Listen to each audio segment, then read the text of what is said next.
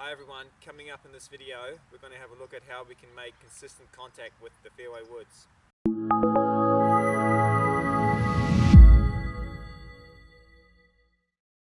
Okay, so the first thing we're going to have a look at is just the setup. So when setting up with a Fairway Wood, the important thing is going to be the ball position, and we want the ball to be just a little bit back from the left heel, so maybe 1 or 2 ball widths inside the left heel. So it's not too, we don't want it too far forward up this way.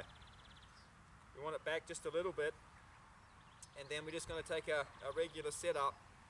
And I think another really important aspect of the setup with the Fairway Wood is the head position. So what we want is to have our head more or less in the middle of the feet. So we've got our head in the middle of the feet, and we've got the ball a little bit back from the left heel. So what we don't want is to have the ball too far forward off the left heel here, and the upper body leaning back too much with the head over the right foot. I'm just going to be coming in too shallow into the ball then. So I want the ball position in here, head in the middle of the feet. So from the back angle, important is going to be obviously the posture. We don't want to get too far away from the ball. We could have maybe a little bit more room than we do with an iron here, but we're still fairly close to the ball there. So with a Fairway Wood we have less loft on the club than most of our other clubs, and we've got a longer shaft, and they're the two things we have to be aware of when we're hitting our Fairway Woods. So it just means we have to be a bit more exact in what we're doing. So on the backswing, because we don't have a lot of loft, we really want to make sure that that club is, when the club head arcs away from the ball, that the club face is opening to the target. So in this position the club face is pointing out towards the camera there. What we don't want is to have the club face pointing too long at the target. That's going to cause the shoulders to tilt too much on the backswing. So, and obviously if we're in this position, we don't have a lot of loft on the club. We're going to have to find a way to get loft on the club on the way through. So we want to have the maximum loft on the club. So what we need to do is make that first move, let the club face open up to the target. From the back angle, the first move is going to look like this. The club head's going to arc around to the inside, the club face is going to open to the target. So there's my club face pointing this way. We're not rolling the arms this way with the shaft really flat. So now I've got the club face facing the sky, it's too open there. So we want to just let the club head arc around and let the club face open up a little bit. So once I've got that first move, once I've got the club face arcing to the inside, club face opening up, then I've got a little bit of swing. I'm just going to let it keep going. Okay, so my arms are going to keep swinging. Now my shoulders and hips are going to come into a bit of a turn. But I'm always trying to keep my left hip here on the wall, and I always want my head in the middle of the feet. So I'm really learning to turn around my center. Once I've got the first move right, letting the club arc the inside, club face opening, now I'm trying to turn around my center. I want my head to stay in the middle of my feet. I want the left hip to stay on the wall as I create the pivot and swing the arms up. That would be my top of the backswing there. So from the back angle, it's going to be important to visualize the shaft angle.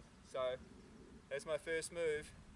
Now as I keep the arms swinging up and the body turns, you can sort of see the angle of the shaft there. So it's pointing, the shaft's pointing between my feet and the ball. I'm not getting too flat this way, or sucking the club in and making it too steep this way. Once I've made my first move, my arms keep swinging the club up, my shoulders and hips are turning, but I'm turning around my center. So that's sort of the position I try and visualize at the top here. You can see the club's pointing a little bit behind me that way. Okay, so we don't want to get the club around over here, crossing the line.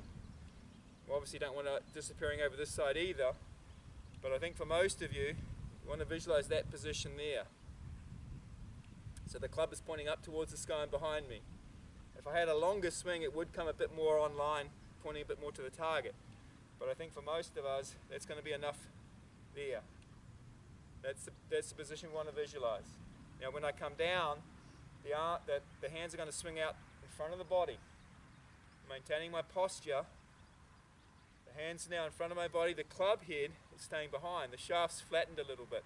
And then it's just coming into that similar position to the backswing now. Club face is open to the target, and now it's going to arc around at the bottom here, nice and shallow, and sweep the ball away. After impact, the club's going to work to the inside. So from the front, got my ball position, head position in the middle. That's my first movement. Club face opened up to the target. Turn around my center. The arms are dropping down in front of my body. Left shoulder's higher than the right. Now the club can come through nice and shallow. Sweep the ball off the grass. Once I get to here, the swing or my arm speed and club speed are just going to pull my body through. So it really comes down to the ball position, 1 or 2 ball widths inside the left heel, keeping the head in the middle of the feet throughout the swing, so we're turning around our center, and just letting the club face open on the backswing, and let it close on the through swing.